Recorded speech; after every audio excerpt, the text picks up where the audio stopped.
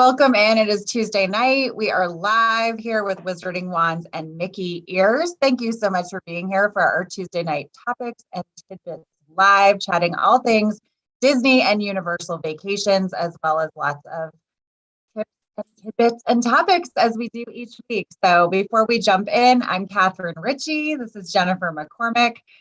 Thank you again for spending time with us. If you're new here, welcome in. If you're one of our regulars, welcome back. We're always thrilled to have you here chatting with us. If you hit that thumbs up for us, we really appreciate that. That helps us get our message out further. And if you're not already subscribed, hitting that bell icon allows us to notify you anytime we're going live with a video, either here on Tuesday nights, Fridays when we upload videos, or anytime we're in the parks or at a Disney or Universal destination. So I'm still thawing out from sitting. I would just love to be at any warm destination right now. We were at my son's high school baseball game, and it was a real feel of 37 degrees with gusty winds here at the end of April. I know. I mean, over it. I'm totally over it too. So I'm still in the process of sharing because everything froze up on me at first. But yeah, so, we've been driving our kids and picking them up from school. And the thought was, the weather has been terrible. So, and our winter has lasted forever, but until it's just a little bit nicer, maybe in the 50s, highs in the 50s, we would drop them off and pick them up, never thinking that would get all the way into May. I know. And I mean, you're in Minnesota, so you should get more of a pass than here in Ohio, but it's been a little crazy. But normally we get a bunch of really nice days. And so we might have some cool days, but we get, quite a bit of nice weather as well. We'll have a lot of 70s. So we might still get snow in April, but then we'll have nice days. It'll all melt. And so far, we've had just a ton of freezing overnight temperatures. And so it's a little tough to say, hey, kids, it's 28 degrees out, but you should be riding your bike to school. I know. Real world problems. That's what we were talking about, just juggling our crazy lives. So we know you're all busy. So if you're here with us live, we greatly appreciate it. We love hearing comments. So as we're chatting about things, feel free to chime in or let us know how the weather is in your part of the world. We both have clients who are visiting nice, wonderful destinations right now, so we have to live vicariously. And if you're part of our Facebook group as well, we share Mickey blog when they go live in the park. So if you just want to get a little glimpse of what's happening, or if you just want to see true sunshine, that's a great way to do that. So if you're not in our Facebook group, definitely check that out. It's a great place to, again, find lots of resources for any of your Universal trips. Absolutely. And if you are looking at, a trip to Universal, just on Friday, I posted a video of Portofino Bay and a room tour in Portofino Bay, and also a glimpse of what it looks like for club level. Portofino Bay is a premier resort at Universal Orlando. And so in addition to having a lovely resort and lovely accommodations, all guests who stay there also get unlimited Universal Express Pass, which means that you get the front of the line pass for almost all of the Universal Studios and Islands of Adventure attractions if you are staying there. And so it's definitely something worth looking out. And also, I know we've talked about this in the past, but with Universal Orlando Resorts, the premier resorts that offer club level accommodations, that's something to really keep an eye on as well, especially if you've got a family, 3 or 4 who are staying in a room all together. That rate can be incredibly competitive. If you are thinking about the fact that you would like some breakfast, you would like to be able to grab some bottles of water and some fruit or a little, some snacks to take with you, come back, have, snacks in the mid-afternoon, have heavy hors d'oeuvres, around dinner time, which really does substitute for dinner in most cases. Have some drinks, beer, wine, mimosas at breakfast. We're big fans of that. Yeah. Nice options. And if you're comparing, Disney and Universal club level usually comes out pricing incredibly well in comparison just, to the rooms at those premier level resorts. So always something to ask about or to look into if that's something that you're doing, because the pricing is just so good. Well, and I think, again, I think one of the myths with this, and we talk about it a little bit, if you either haven't been to Universal before, or if you maybe you have looked at Disney and you've either priced club level or you've heard about club level, I think if you hear club level at Universal, you think it's very equivalent. And it's really different in the sense that you really do get a lot for your money. And especially depending on when you're going, or that unlimited express literally can pay for itself in the sense of having a beautiful resort to be at and have that access and to be so close. It's really not apples to apples, is what I just would want to say. Because I think when I price things out, and even we never see Disney do 3 day, buy 3 days, get 2 days free. Right. I think, Tickets. just saying, you won't see that on tickets. And so when Universal does that, people are like, I don't believe it. Like I'm sure there's some hit. And I'm like, no, just go ahead and book it. Even if you're just there for 4 days, you might use it. Right. So it's a different, to get your head around it is a little different. So that's why sometimes we suggest things that I suggest for a family at Universal that I don't at Disney, just because of the pricing and again, what you're getting out of that. Absolutely. And well, especially with the Unlimited Express. So I've been talking to a lot of families now who are looking at September, October dates, of course, because fall break is the next thing, after summer that people are looking at. And by the way, if you're looking for September, October, now is the time. It might even be a little bit past time. There's a lot that's quite booked up for those dates. Believe it or not, summer books or fall books up faster than summer for the most part.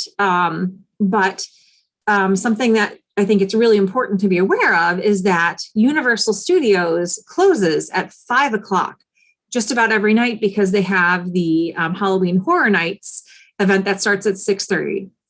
And so the park closes to normal guests, and then you have to have that special ticket to be able to take advantage of Halloween Horror Nights. And then Islands of Adventure usually is open a little bit later, 6 or 7 o'clock at night, but Universal Studios is closing at 5 in the fall.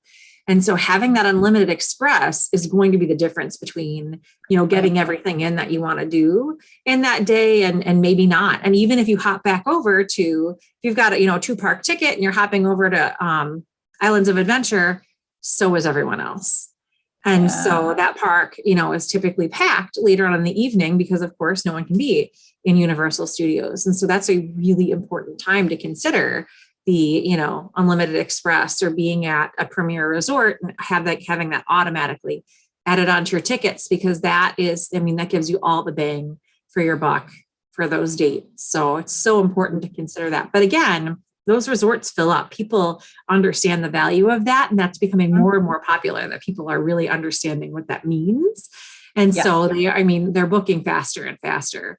And it's not that there aren't other wonderful, resorts at Universal. There certainly are, but you're paying extra if you're looking for that Express Unlimited. And that is, what's it called? So the more it books, the higher the pricing gets until surge pricing. Thank you. Surge pricing. I wasn't sure where you were going. So that's why I was waiting. So Universal Express Unlimited, might start out fairly reasonable, maybe about $100 per person per day for your dates. But if you wait, the more they sell, the higher it gets. And people have been paying upwards of $350 per person per day right now for early summer for Universal Express Unlimited. So it is a big difference to make that decision early and to add that on early if that's something you want. You're not staying at a premier resort. And it's even to make that decision. If we price you something, I was working with a family and sent them the pricing, and then they were kind of waiting. And by the time we came back again, it had gone up. So, right. That's always a risk with both Disney and Universal. We always say the pricing is not guaranteed until you're booked. Right. But there is a greater chance of that, again, especially depending on what you're looking at and those dates. But those prices where Disney, you can kind of see the ticket prices, and that's what they are.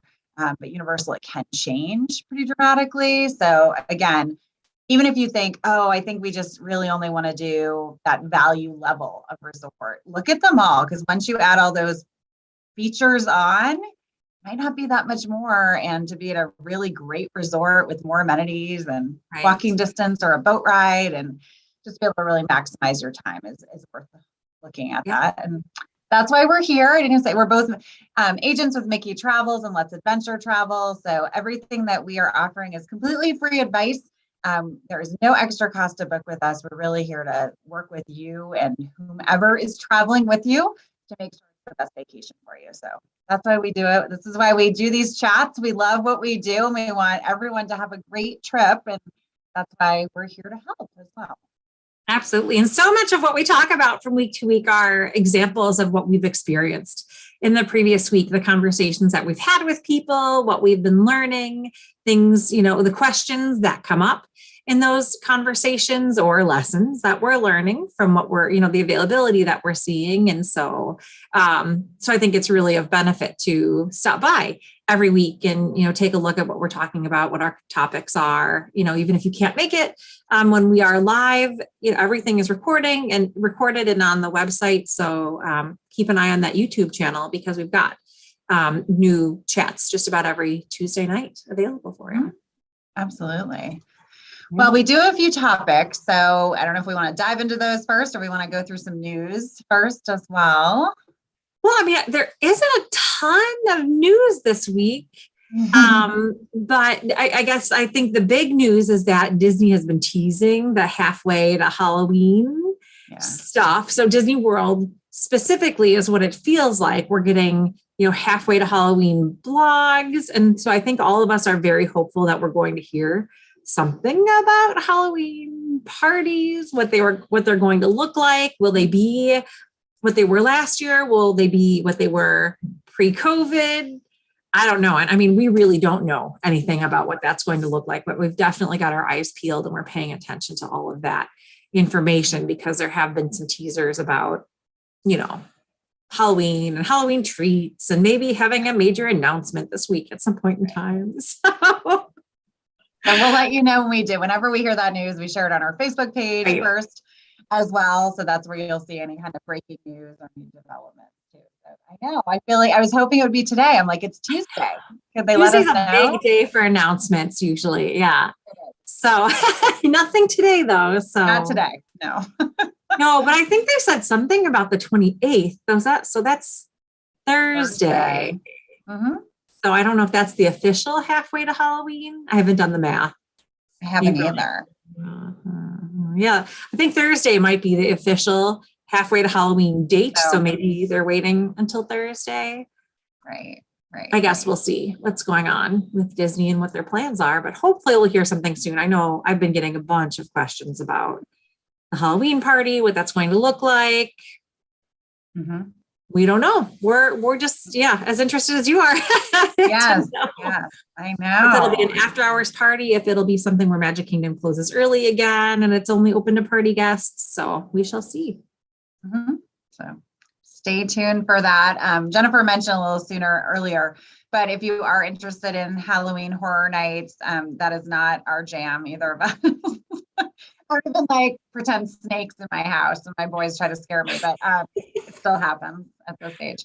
But that is not our thing, but happy to help you get booked for that. So that is something, again, very popular at Universal. And I think we're seeing that's why the fall is booking as it has been. The Halloween festivities at Disney World just have become so popular and they're running longer. And people, I had a client last week who said, all right, we want to go when the parties or whatever iteration is happening are going. So it's just more well known. So those are two things that if you're thinking about it, again, a separate ticketed event, but you do want to be thinking ahead for those events as well. So for both Universal and Disney World. I know. Isn't it crazy? We're thinking past summer already. And the truth is, I can't get my head around it being May. Right. I'm still back. I don't know about you. I feel like June is looking really booked. But July and August is still pretty open. And I know, as far as Disney World is concerned, that's a really, it's hot, it's rainy. It's a time when some people are thinking, they've got other things going on in the summer. Right. But if you're looking for a great time to visit, Disney World or Universal, typically with a little bit lower crowds, believe it or not, July, August is a really nice time to visit, especially late August. So, my kids don't go back to school until Labor Day. And so that sweet spot for us is really as late in August as you can get before Labor Day, because so many schools are back already at that point in time and prices are a lot lower. Discounts are really easy to find. You know, our cruise, I think, is maybe $1,000 less than it was in the cruise the week before that we're taking, because of the fact that we booked a date that spans, August, September. So, folks are looking at late August. If you're able to travel late August, that's a, really nice time for pricing and availability right now still. But still a lot of July, August availability. September, October, November really filling in. Yeah. And July and August typically are, because if your kids are in school or you're a teacher or you can't take certain times off, those are busy. Obviously, it is the surface of the sun. It's wet. It's a really wet time to visit. You and your family can do it. Yeah, I have not. We do all the time, but it's different. I mean, we do early mornings and late nights in the park, and then we will plan our major dining reservations in the middle of the day. So 2:30, 3:30 is my sweet spot for a nice dining reservation, because that's the hottest time of the day. And then we might do pool up until that dining reservation and then do the park after that. Or we might just, have that be our relaxed time in the middle of the day, or that might be the end of our day. And then we'll have our dining and then, go back and relax at the resort. So it's a different type of stay. And then we also love the water parks. Yeah. So, I mean, it's a nice excuse to visit the water parks because they're a lot of fun too.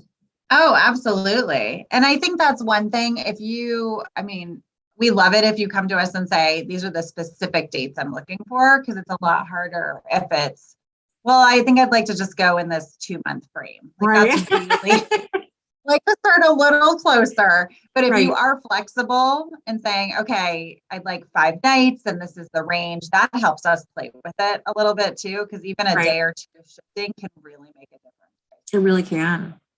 Just know that as well. Absolutely. Well, yeah. Do you want to talk about flights now, or do you want to? Yeah, well, I feel like that's a really nice segue into just talking about flights. So most of the people that I work with are flying into whatever Disney destination they are going to. So Disney World, Disneyland, Aulani. I think most people are probably flying into Hawaii to do that. Disney cruises, all of that good stuff. And they, a lot of times the first question is, what do flights look like? What do I need to know? What are my cheapest options for flights? And Disney World, Disneyland Paris, Aulani, they don't package flights. So it's really pretty much Disney Cruise Line that will package flights for you, but those costs are at the prevailing rates. So it's the same rate that you're going to be seeing directly through the airline carrier. And so my recommendation to folks is really to pay attention to those flight prices, because they can make all of the difference. If cost is a difference to you, if you are looking at those costs. I know I'm working with a lot of families right now that are looking at fall break.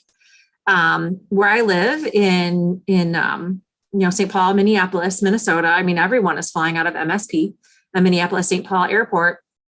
And our fall break prices to Orlando are really much, for the most part, in the $700 to $800 range. It's cost prohibitive. And so, and it's not even a full week break that a lot of people get. It's really Thursday, Friday. And so a lot of people think in their heads, okay, this is when I have to travel. This is the best time to maybe pull my kids out of school. That's a decision that you'll want to make with your kids and, with the schools. But if you look at the flight pricing, it can vary drastically by a week. And so we stopped. I think 2012 was the last time we traveled over my kids' fall break week, because of how prohibitive the flight pricing was out of the airport here, because everyone is traveling at that point in time. Right. And so one tool that I've used for a decade or more is the Google Flights search engine. And it's literally flights.google.com. And you put in your departure airport, where you're flying to, and then you can put in a span of dates. And then I like to narrow down the search parameters a little bit. I prefer nonstop. So I always start with nonstop, sometimes change it to one stop. I prefer flying Delta. I'll look at other carriers, but I prefer Delta. And, what I found, and again, I was just looking at this for some time earlier today, for some time in October for a family, span of 6 nights. If they were flying over the fall break ish time, those flights ranged in price from almost $800 per person to $450 per person over that break time. But if they went the following week and, took the kids out of school for just 2 more extra days instead of going on the break, they were $168 per person round trip. That's crazy. That's a whole family, for what one flight would cost. And so, and again, I usually, will start with searching from here, Delta nonstop main cabin, because that's what I like to book, because I know we're assigned seats, and for me, they have the most flights out every day. And so usually have some of the better pricing available once you add in paying for seats, paying for your, carry-on bags, things like that. And just the difference in those flight costs, if you can shift your dates a little bit here or there, can make the whole difference. I mean, you could pay for an entire trip with a difference in flight costs. You figure think about a family of 4, $800. That's $3,600 in flights versus $600 in flights. And then you could spend $3,000 on your stay. Like it's ridiculous, the price difference. But yeah, flights.google.com has been my go-to, with their flight graphs and all of the searches that you can do there. And then that just brings you directly to the carrier to book your flights. And that's something else that I think is really important right now in this day and age. Because in the past, it used to be possible to book flights through different travel vendors a lot more than it was now. I mean, Disney World has stopped booking flights since the COVID pandemic. But, I've worked with clients who had their flights booked through Disney and then wanted to take those flight credits and potentially go somewhere else after that trip was canceled. And that's just not possible. If you book your flights through the vendor owns those flight credits. And so you have to book with that vendor, versus if you're booking through the airline, something happens to your trip, you need to cancel, reschedule. Right. You've got those points for the airline, you can go anywhere that they fly. And so, it's to everyone's benefit that you're booking directly through the airline and not through the, destination vendor. But there are lots of tips and tricks on how to keep an eye on flight costs. And I think flying right now, we talked about a little bit last week, is much harder than it was. I mean, there's just so many more delays. And I mean, I've talked to friends who the past month or so have flown all over the country too, or out of the country, and have just said, we've had delayed flights. So that's just something to think about. And I think especially, and I've always gambled sometimes and used some other, not always use the airline. I've usually been pretty lucky. But that's the thing. If you do book through something else, just know if you miss your flight or something like that, it's a little trickier to deal with, or rental cars or things like that. It just becomes just another layer to it that you do not want to have to be worrying about. So sometimes you could use those sites, whatever site your preference is, to kind of get an idea, and then going to the site directly. It's typically the same price. You're booking. We don't have a home hub anymore in Cleveland, which is crazy. So you're lucky you guys still have Delta. But I just know too many issues. I actually have a coworker. They were flying to South Carolina in August. She booked the flights a few weeks ago through Expedia or one of those, and the flight got canceled. Well, she had to deal with Expedia to get the credit back, to deal with that, to then go and book another flight. So again, I think it's just happening more. Staffing is an issue. Delays are an issue. There's so much. I mean, I feel like we could talk about this forever too, like giving yourself enough time. Jennifer talked about a couple of weeks ago, never had an issue getting to a cruise, but that was crazy. Scary. It's scary. It's an awful feeling. Right. Yeah.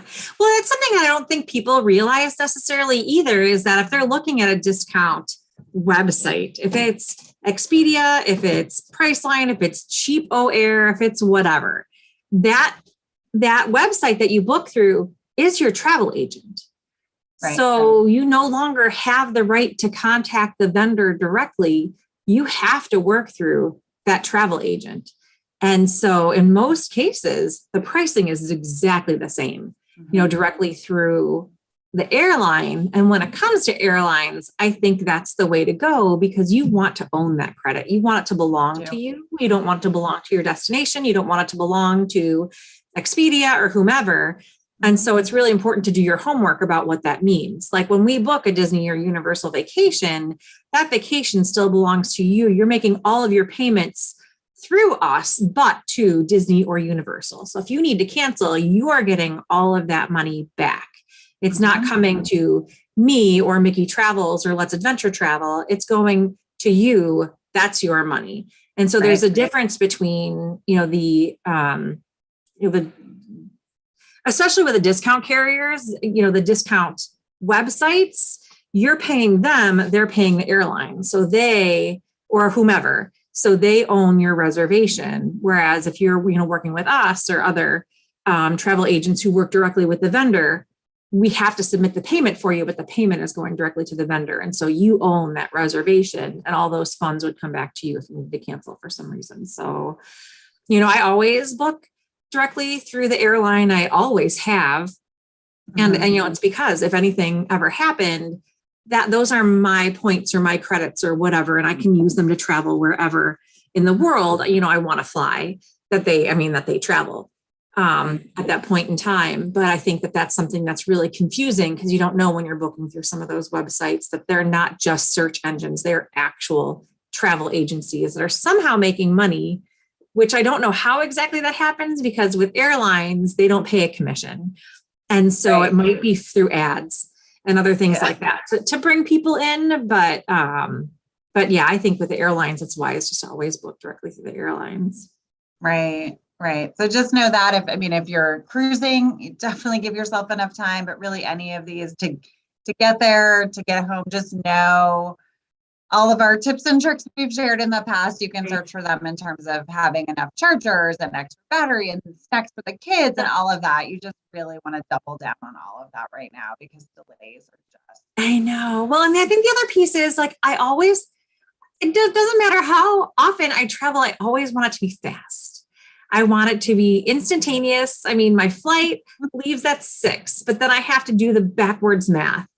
Like, okay, if my flight leaves at 6, I need to be at the airport by 4, which means I need to be prepared to leave my house by 3, because inevitably something's going to happen. So even if it's only a 15-minute ride to the airport, and then if I'm driving and parking and potentially taking a tram, it's important to do that backwards math, but always giving yourself that extra buffer for anything that could happen there, because the worst that could happen is that you get to the airport early. Right. Okay. If you give yourself extra time, but if you don't give yourself enough time, you could miss your flight, you could miss your trip, you could miss a tour or whatever you're doing. Right. And so what does it hurt to give yourself an extra half an hour buffer on the different? Do it. That was my legs. Facebook memory was from, I couldn't have been from last year, but I had to run. As we discussed, sounds brutal. Not a runner. Oh, you know what it was? I have pre-check too. I was a year ago. Maybe I was going somewhere else. I wasn't going to Disney or Universal, but the line wasn't moving. It was one of those, you got there in the morning, the regular line wasn't moving. We stood for 45 minutes in pre-check and I got through and I had to run, which is not no one, that's just an etiquette thing. If you're in the airport and you see someone running, it is for a good reason. Just step aside. No one is running for fun in the airport. I've had to do it a few times. Self-inflicted sometimes. Sometimes, a connection's coming in. And that's the other thing. I don't know if I talked about this last week. Give yourself enough time on the connection. So it should be at least an hour. I know there's some of these flights you can look at and it's 40 minutes. No.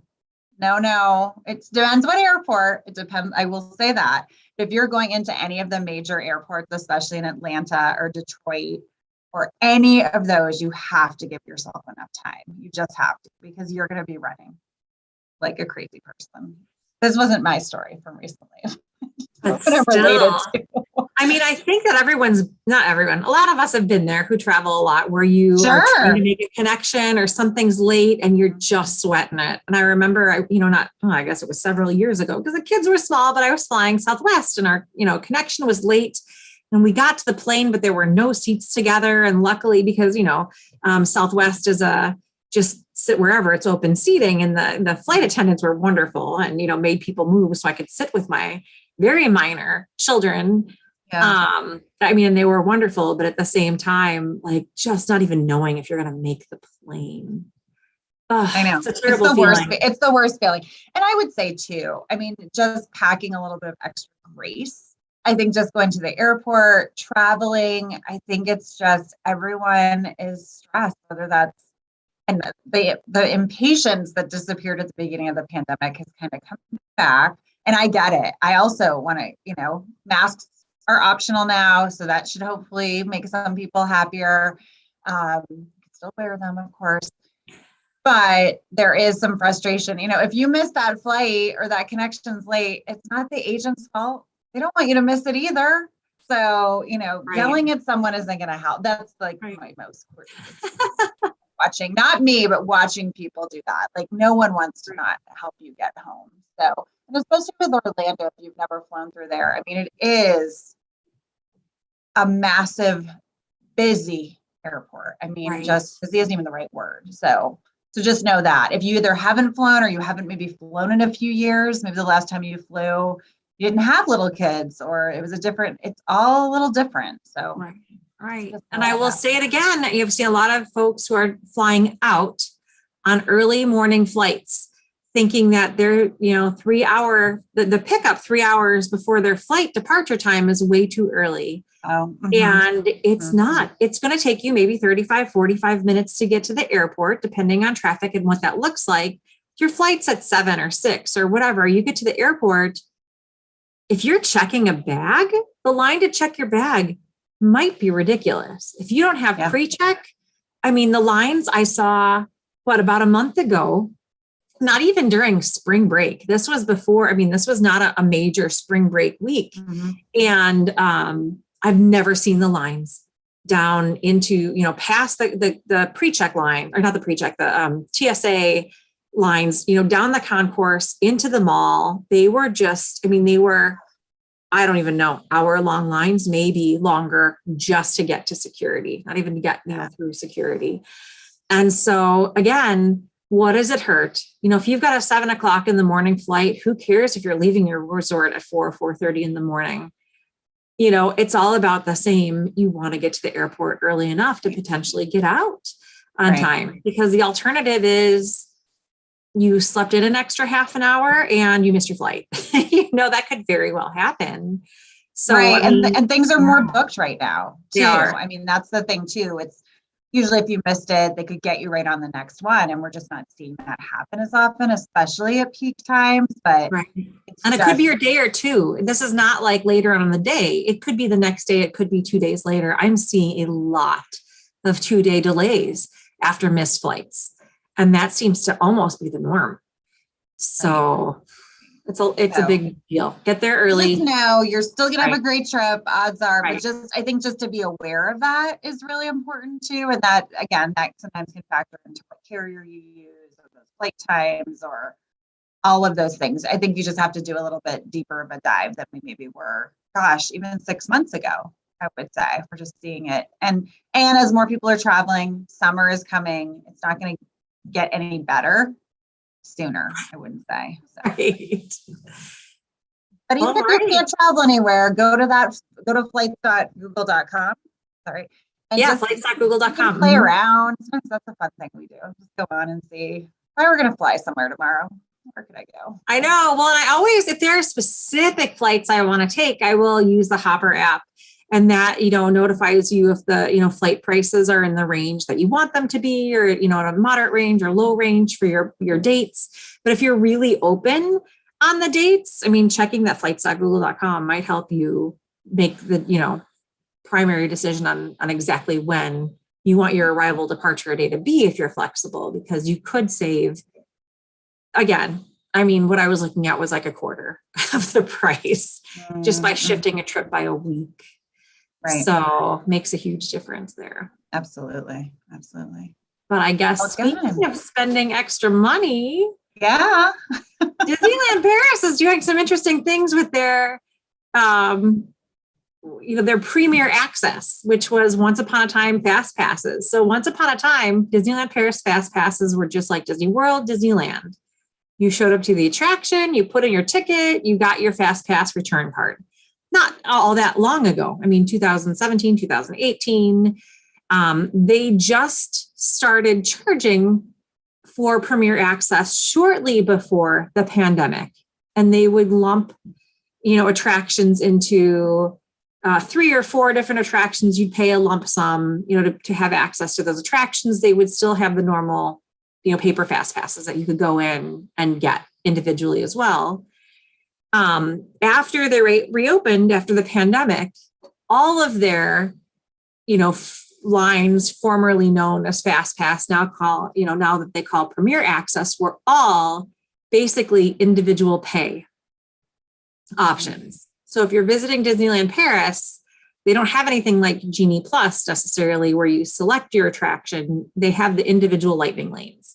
So basically you pay if you want to be in that line, and it's like 8 to 15 euro. So what, 10 to 17, $20 per attraction for those pieces. Well, they just announced today that they've got what they're calling the Disney Premier Access Ultimate service starting some point this summer, date yet to be identified, where it gives everybody one-time expedited access to 12 specific attractions in that day. And the starting price, so the lowest starting price, depending on how popular that day is 90 euro per person. So this certainly sounds a whole lot like Universal Express. Yes. Not the Express Unlimited, but but Universal Express, where it's the one time per attraction. But it's only 12 attractions, and 90 euro is what, $95, $100 per person per day. So I don't know. Like, I saw this and I thought, I wonder how popular this is going to be. I wonder if they're using Disneyland Paris as a case study for the US parks, because we know that Genie Plus has not been overly popular because of the access and how it works and having to, constantly refresh the app. This 90 euro gives you, a guaranteed premier access or lightning lanes or fast pass line or whatever you want to call it to those 12 attractions in that day between the two parks, Disneyland Park and Walt Disney Studios Park. So I don't know. When I saw that, I thought, is this a test case? Are they thinking about doing this other places? This looks a lot like Universal Express to me. And I mean, the truth is it's cheaper for the most part, for the 12 attractions. If you paid for them all individually, you'd definitely spend more than the 90 euro on them. But yeah, I don't know. Yeah, I feel like we talked about this a while back. I feel like over a year and a half ago or so, I think we were brainstorming when things were going to come back or what they would look like. And before Genie Plus was introduced as well. So yeah, it's kind of intriguing because there's something to be said about, okay, I just have it and I can just go. I don't need to be doing anything else extra. But you've already spent a lot to get there. So to have that access, again, you're paying that flat sum. So yeah, it will be interesting to see. Obviously they're not just rolling it out, wondering if it'll work, but yeah, I don't know if it would translate the same way. I could see them doing it at Disneyland. Right. Before Disney World, perhaps. Yeah, I guess I don't know what it would look like. At Disney World, Disneyland is very similar to Disneyland Paris with how close the parks are together. The fact that there are only the two parks, very walkable between the two with, the hopper tickets. And so to have the 12 attractions between the two parks and have them be the most popular attractions. But boy, even the $15 per person per day with Genie Plus, I can play that game and, get a bunch of attractions throughout the day. Yeah. But 12 of the most popular attractions at Disneyland Paris and Walt Disney Studios for 90 euro. per person, which again, ton of money. I mean, what, $400 right for four right. people, for a family of four for one day. Would I pay it? I might. I might. I mean, gosh, I think about how much I've spent on things like Cinderella's Royal Table and Princess, you know, tickets. I was gonna say, you probably would. And those were $1,000 days. Once you took into consideration the park tickets. I hate to break it down that way, but in my mind, when I was walking through the park, I'm thinking the dress and the shoes and the hair and the special dining. And we dropped $1,000 on this day. So, I mean, maybe I would for one day, or if I was only going to Disneyland Paris for one day, I think it's almost a no-brainer, especially if you're a couple and you really want to hit some of the bigger attractions. But I don't know. There was just something about seeing that announced today that really hit me like, whoa, Disney's going there. They're going there at Disneyland Paris. Right. So it's quieter, you know, in the US. There's not as much buzz here. There's plenty of buzz in the UK. There are a ton of UK visitors who bounce between, you know, especially Disney World and, you know, Disneyland Paris. But yeah, it just makes me think, okay, so what might be coming? Because they had the paid Fast Pass system, which I can't even remember what they called it. I think they still called it Fast Passes at the time, but it was a paid system well before we had it here, you know, at Disney World and Disneyland. So I wonder if they're testing it out to see how popular it is before they roll it out to us or something similar to us. And then if they did, would you pay for it? Right. Well, I mean, because there is a lot of pushback on even the Genie Plus and paying for that and adding that. I think now that it can be wrapped into with your tickets. I mean, this was adding it for people who had already been booked. I think that helps as well. But as we know, there are people willing to spend a lot of money or drop money on a separate party ticket or different things. So you know, when you think about that, to be able to have that for an entire day and get to all of the things you really want your family to see without eliminating a few things, that is really appealing. Is it feasible for everyone? No, but not everyone takes advantage of Genie Plus as well. So there's options. Right. And I mean, when I look at the list of attractions, it's the big attractions. So 12 of the biggest attractions. Autopia, I don't remember that being one that I cared that much about, but Big Thunder, best Big Thunder, I think, Disneyland Paris, of, you know, the parks I've seen so far. You know, Buzz Lightyear, Laser Blaster, same thing. Indiana Jones, Temple of Peril is a roller coaster there. So it's an Indiana Jones roller coaster, goes upside down, really fun. Peter Pan, classic. Phantom Manor, basically the Haunted Mansion, Hyperspace Mountain, Star Tours, Cars Road Trip, Crush's Coaster. Crush's Coaster is completely different, but a lot of fun. It's an indoor coaster. It spins. Ratatouille and Tower of Terror. So those are good rides. Yeah. I mean, they just are good rides. And if you spent the extra money that day, you could get all of that out of the way and then spend other days doing all the other things in the parks, doing the shows, doing, maybe even not paying attention too much to dining this day, doing dining another day.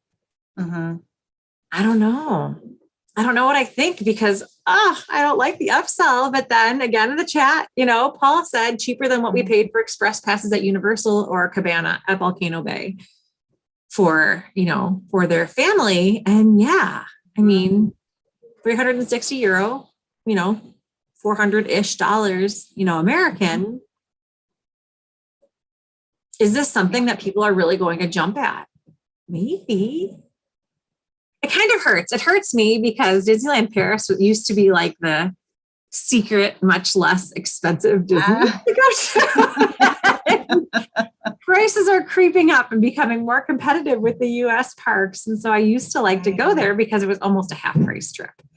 As long as I could find good flights, we could go there for about half the price as, what we would spend in the US, Disneyland or Disney World.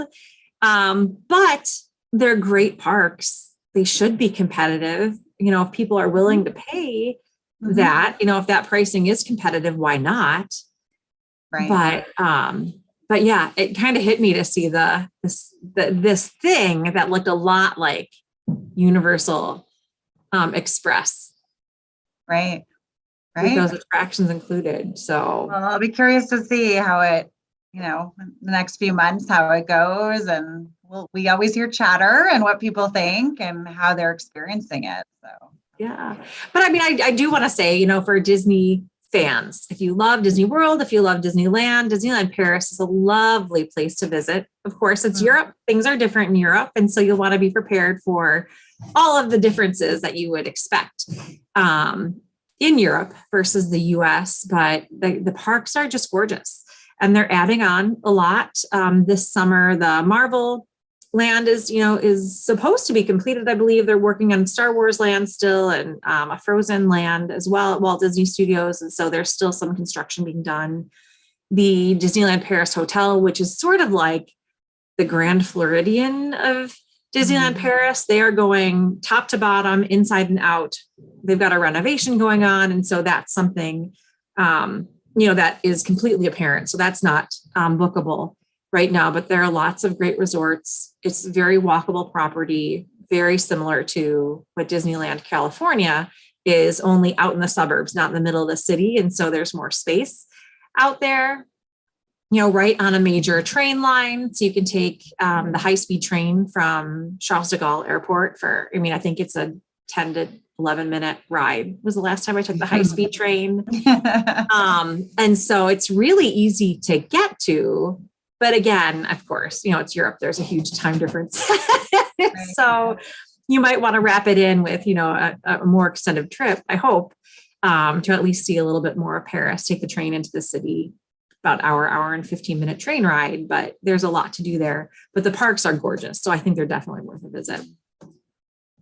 But yeah, that Premier Access Unlimited, €90, and that's the minimum. Of course, it's going to be dependent on the popularity of the day. Right. So that's the lowest it'll be. But would I pay that? I might. Oh, I know. I don't have to decide right now. Yeah, I might. It's a different world. But yeah, I just wonder. I wonder if this is let's give this a try here and then see how it might, translate to, our parks here in the States. Absolutely. Yeah. So stay tuned. I know, definitely. Keep an eye. Yes. We'll let you know when we know. Right. Otherwise, I guess I've been getting a lot of questions on 2023. And still, not a whole lot. So Universal is booking into 2023. So if you are looking for a 2023 Universal vacation, we can book that for you right now. Disney World, Disneyland, that is not yet available. Aulani is booking into 2023. So we can certainly book that for you right now too. But for the most part, I'm hearing a lot about Disney World and then a little bit, about Disneyland, and people are really looking for those parks vacations. And so we still don't have information on what those packages are going to be just yet. Lots of buzz about dining plans. I don't know why. I wish we knew more. I promise I will tell you if we know anything about dining plans. We might go live if dining plans are back. Just in the middle of the afternoon, we're going to go live because it would be amazing. Oh my God. God. There's always some more chatter about it, I think, because someone sees something pop up or it's not really popping up. They just haven't seen it before. We don't know anything else about that. We kept saying, all the restaurants needed to get reopened. They need to be fully staffed, all of those things. I think we continue to move in that direction now that characters are meeting and greeting up close. There's, again, more parts of it that are becoming more normal. But dining plans coming back, we would be two of the biggest fans right here that would like them to return, as well as families. If you booked using a dining plan, which majority of people do, and you haven't been traveling since then without that, you notice it more so. So as soon as those come back, we will let you know. And I just can't wait. I know. And I guess the other big one that I've been hearing about from people is Bippity Boppity Boutique. And so we've heard rumblings that there's hiring and training, potentially happening for that. So hopefully we'll know more soon, but nothing has been announced. No dates are yet open for booking. Usually Disney will announce that pretty far in advance. And so, we'll know maybe a month before reservations open, which might be 2 months before it actually starts coming back again. Right. And so, again, something that I would be very happy to tell people about if we had a lot of information. But the truth is, for those who, are looking at the vlogs and the blogs, there are a lot of sources out there that are kind of like the National Enquirer of Disney information. I mean, they post things because they think they might have an inkling of information, but because they get all of their revenue from ads and clicks. And so they're going to put something out there, even if they have no verified information, because that's how they make their money. They make their money off of clicks and the ads. And so just know, all of the information that we provide is actual verified information from Disney. And if we're hearing rumblings, like we're saying, we're hearing rumblings of, hiring happening for Bippity Boppity Boutique, but we don't know when that's going to open, what it's going to look like, if they're making any changes, we'll let you know if they do. But, we don't really traffic in gossip. No. So we make our guesses, we make our wishes known, but yes, we do. Yes, we do. But you won't see it shared on our page until it is official news. Right. Here. We always make sure of that. Absolutely. But just know so many of those sources out there that look like news aren't actually news. They're, very much gossip sources, because that's, they make a ton of money. I mean, millions of dollars, some of them, on clicks. So of course they're going to put outrageous things out there, before anyone else, because if they put something out there that they think is maybe somewhat credible and they're the first one to announce it, then, they look good. But for the most part, most of that's not accurate information. So Mickey blog, if something is a rumor, they're going to say this is a rumor and it's out there. You're not going to, report it as fact. Same thing. If we're hearing rumors, we'll say we're hearing a little bit, rumblings, don't know what this actually means, but, stay tuned, versus some places that, misconstrue the information as fact. Sure. It's not always the case. Very well put. So. Yes. Gosh, I don't know. What other big news? I guess the other big news, big-ish news that I'm pretty excited about is that Epcot has been working on a new dining location, and the Connections Cafe at Epcot is now officially open. It's right next to where the new Guardians of the Galaxy ride will be. It's right next to where the new large gift shop is, the Creation Shop, and near the Club Cool. And so it looks huge. I mean, from the pictures I've seen, looks like they've got a ton of seating, some nice food options, some, I don't know, I guess I'll have to, jury's out. I might have to try some of them, food options. But then the new Starbucks location is there as well. And I don't know about you, especially with my kids, they need to know where the Starbucks is. And so the Starbucks over by the port of entry by Canada, that was just a temporary location that's closed. The new Starbucks location is over at the Connections Cafe as well in Epcot. So that's where you can get your caffeine buzz. And of course, there are lots of Joffrey's locations. Difference between Starbucks and Joffrey's is that Joffrey's, will serve you something leaded with alcohol. Starbucks will not. That's true. If you need your Baileys and your coffee That's or a good whatever. Point. Yeah. Starbucks won't. Joffrey's will. Joffrey's gets points with us for that. They sure. do. They do. They have some nice options too. They do. But I think they get passed up quite a bit because people just know the Starbucks name, but I don't know. But I think I've been looking at the menus. I always look at menus before trips, and we're going in June. I think the menu looks pretty good. The only thing I don't understand is like the price of a slice of pizza. Even a big slice of pizza shouldn't be $12. I don't care if you're giving me a tiny little side salad. I can't for the life of me, like that should be a whole pizza.